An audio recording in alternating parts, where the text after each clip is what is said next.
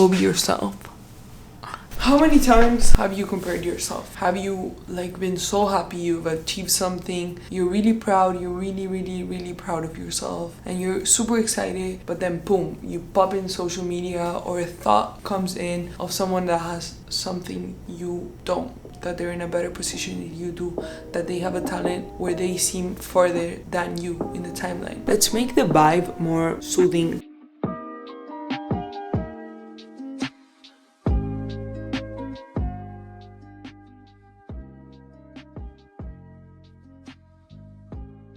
Leon Festinger's theory about social comparison is that as humans we have the inner need to compare ourselves. It's like a way for us to feel identified and for us to feel secure. Like, think about it, when we associate ourselves with friends or with family or whoever it is we're comparing ourselves, we feel a sense of comfort, a sense of acceptance. So it's inevitable for us as an instinct as human beings to compare ourselves. But when we overuse it, with now being exposed to so many references in the world, that we fall into a negative state of comparison. There's two ways of comparing ourselves. There's upward comparison and downward comparison. So think about it. Upward comparison is comparing ourselves to someone who's in an upward position that we want to be at. It could be like a position, or it could be like who has something better than we have. So we're comparing ourselves to someone that has either a quality, a goal, a lifestyle, talent. They have something we don't and we want. So that's comparing yourself to someone in an upward way. And this type of comparison is used more for like a motivational boost. It's called the inspirational boost, but if you overuse that type of comparison, you can fall into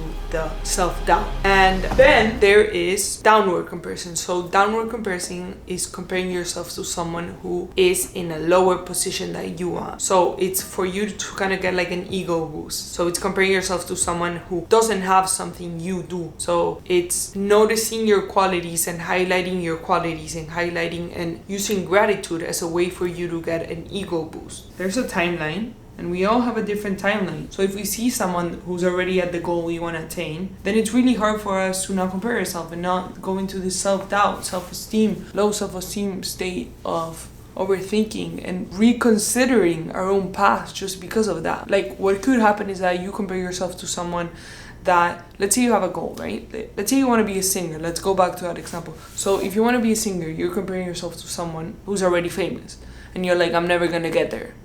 No, of course you're never gonna get there if you keep comparing yourself to someone who's already in that position, because you didn't see all the things they went through to get to that goal. So you have to do the work, of course, but as you're doing the work to get to that position, you have to remind yourself that the people and the things and references you're comparing to, they all went through a different timeline that you did. So embrace your own timeline and use these people as references for your own goal. Yeah, it's super important to remember, guys, to just follow your own timeline and use upward comparison and downward comparison to your advantage. Get that ego boost when needed. Like, don't be prideful, like don't get egocentric, like use it in a balance scale and take that with you for upward comparison. Now you get inspired with someone that has a better goal than you. So now you get a boost, an inspirational boost to attain that, but you carry your own qualities. Like, if you're comparing yourself to someone who has a better body than you, but so you're using their body as a reference, that's not a good idea because all bodies are different. But just for the sake of the example, if you're using that reference as an example and you're not seeing results as fast, you getting that body as fast as they do, and you just fall into like trying to do the same things they did to get to that body, to get to that overall state you want to be at, overall body, physical look you want to attain,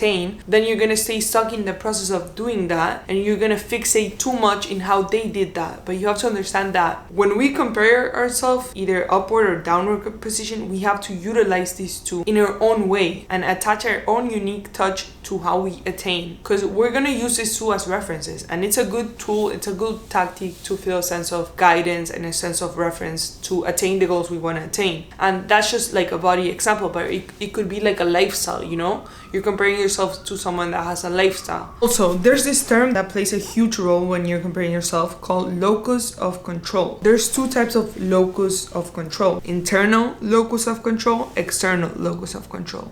internal locus of control focuses on the inside, and that shapes their reality, their beliefs, their positive mindset, or the mindset itself shapes their reality. And the external people, the external locus of control, people with that mindset, think that whatever happens to them, and they have to adjust their internal state based on the situations they're placed with. Remember, guys, it's your own journey, and stop comparing yourself to other people. Define your own success, define your own goals, and apply your own qualities to attain that. So there's this TED Talker I saw a while ago, and her name is Divina Faustina, and she gave this method called the DCE Method. So the DCE Method is basically D standing for define your own goals, define your own success. Like what is your goal in life? What do you want to attain out of this life? It sounds super deep, but you have to re-question yourself that and be consciously aware when you're comparing yourself to someone. What are your values? What are you comparing yourself to? By defining your success, then you can start to acknowledge what comparison serves you as an inspirational boost and what comparisons don't, and you're just comparing yourself because you want the status of that. Then C, create your own opportunities. It's gonna be hard to get to those goals, especially if you're setting yourself high goals. So you have to get used to being in uncomfortable situations, and you have to acknowledge that your own path, your own journey, you're gonna go through situations alone. No matter how many people can give you help, no matter how many people can give you references, you are manager of your reality. So you have the choice to create your own opportunities and to decide if you want to get out of your comfort zone or if you want to stay stuck in your comfort zone because you're too stuck comparing yourself to someone and you're stuck in that